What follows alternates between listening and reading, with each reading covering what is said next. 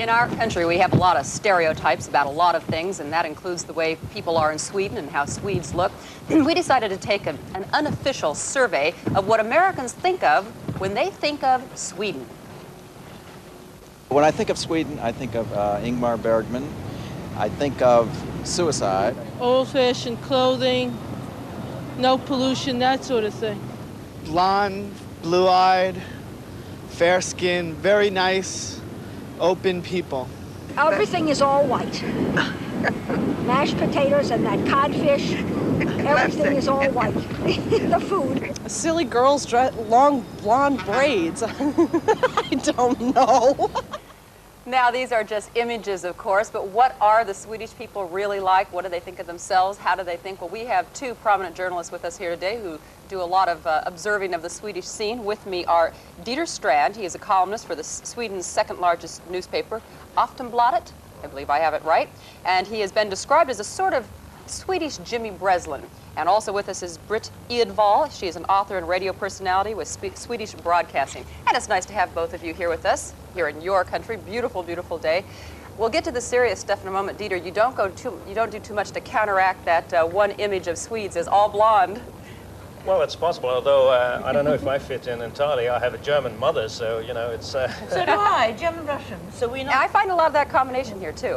Okay. That accounts for our lives. Well, the whole country, you know, has been emigrated by people from all over Europe, so it's... But you just said something interesting. You say that accounts for our liveliness, the German in you, because there's this image of Swedes, I don't know, kind of standoffish, kind of reserved. Would that be a fair assessment?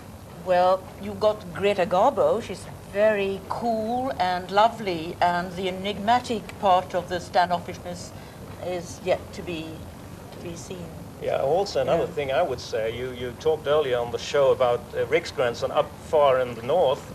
My experience is the further up in the north you go, way up among the Lapps, people talk, they're getting more and more talkative. You can't stop them from talking. But there's something about, you know, the first generation of the welfare people, they sort of were honest and taciturn, and they didn't speak until they knew what to say, and they wanted to do their jobs well. But now the second generation of welfare Swedes is sort of not spoiled, I wouldn't say that, but sort of bored. And what do you do with yourself? You have food and roof over your head and maybe a sort of secure. So what do you do then to well, you get bored, you know, people? and then you come, that's where you come in, because that is a perfect growing field for this sort of Mickey Mouse colonization that has come over Sweden, you know. We're not at all Swedish any longer, we're sort of half American, the middle class is. So we got this Mickey Mouse and Donald Duck sort of sneaking in upon us on these, among the welfare people who are a bit bored. I'm talking about middle class people now. Would you go for that? I describe a Swede as somebody who really doesn't have to worry as much as actually most other people in the world will have to do about some of the basic stuff, some of the basic things in life, such as, you've seen it already, health or your education of your kids or can leave you a little all the jobs. That leaves you an awful lot of time to worry about all those other things. And the Swedes do. I mean, they're great worriers. It's no coincidence that, you know, somebody like Woody Allen came here last summer and he felt very much at home in Stockholm. Yeah, I should just point out for a moment, too, I understand that we've lost picture in the United States. You can still hear us, but they're working on the satellite, and I hope you'll get our picture back. So let's make radio, shall we? Yes, you should feel right at home, Britt, because... Yes. All right, I wanted just to ask you, well, let's talk about something that we know they'll stick with us. There is this stereotype that Swedes are very promiscuous.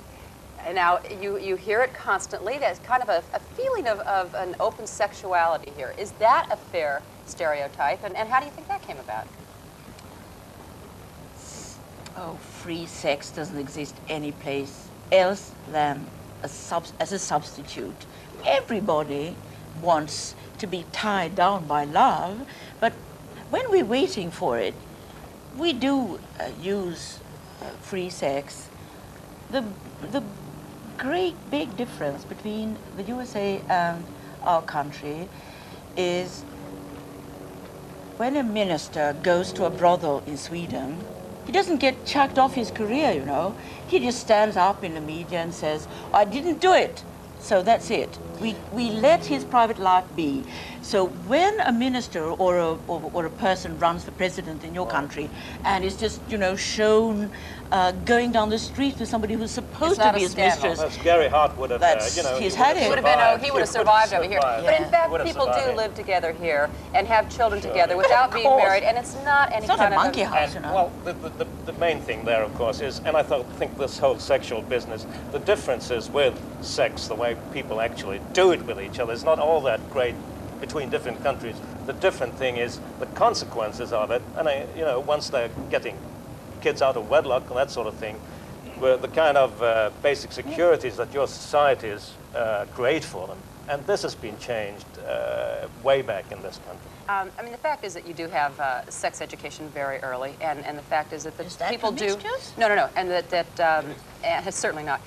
Perhaps very intellectual, and the fact that people do live together and it is quite accepted and have children together. But the fact is, if you look at the statistics, I think that perhaps you're getting a bit more conservative. It seems as though weddings are becoming a bit more popular among the young. Would that be safe to say? Well, you see, I think even our sexual experts, whatever they are, have realized that the great changes that occur in this area come out of big social changes, such as, and you've had it in the States, Sure. A big war, the depression of the 1930s, when the girls are going out to the labor market, that kind of thing. That changes it. Not maybe now the AIDS threat. We've certainly noticed this here too, and that may have changed. And also the people get bored of free sex, because free sex is repeating yourself all the time. And then the next generation sees that repeating yourself with new victims all the time is very boring. Yes, conservatism seems to come and repeating go. yourself with one person is can be very thrilling. But I must say, you have been speaking and talking and discussing about this Fatal Attraction movie, and what is the real moral of that film? Isn't it sort of stick to the Holy Family, and the Holy Family can be an inferno, and Swedish legislation has made it possible for people to go apart for the sake of the children. So, I mean, there's always two sides to it. Yeah. You brought up something about being boring, and some would say if they really looked at the demographics of this society, you all come from basically the same culture. I don't know, 99% or so are from the same religion, Lutheran.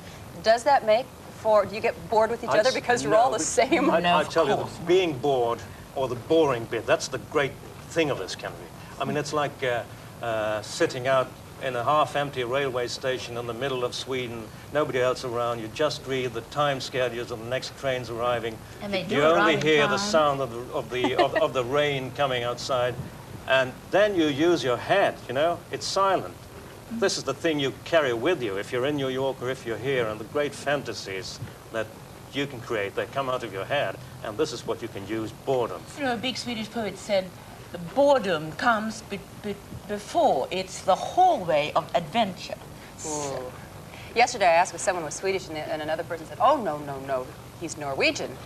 Can you tell the difference between, is something really differentiates between Finland, Norway, and Sweden? He's member of the NATO for once. I mean, that makes him very different. You wouldn't see that. You wouldn't see that on the surface, say. But I think in an ordinary group of people from different nations, I think I usually can pick the Swede. He's the one who looks the most innocent, even vulnerable, just right out from the woods. You feel sort of tender towards him. You feel you want to take care of him. Then you look closer at him. It turns out he's a multi-millionaire running around the world buying up businesses, even in the United States, or maybe a minister in the socialist government. And that's the engineer, he's the engineer, right? Who's always looking at how things... They're great engineers. Official, he could be official, because we are a nation of officials. So don't be deceived by what we you see. don't produce anything longer, because we have these wages getting higher and higher, and Britt, thank you. Producing. And Dieter, thank you.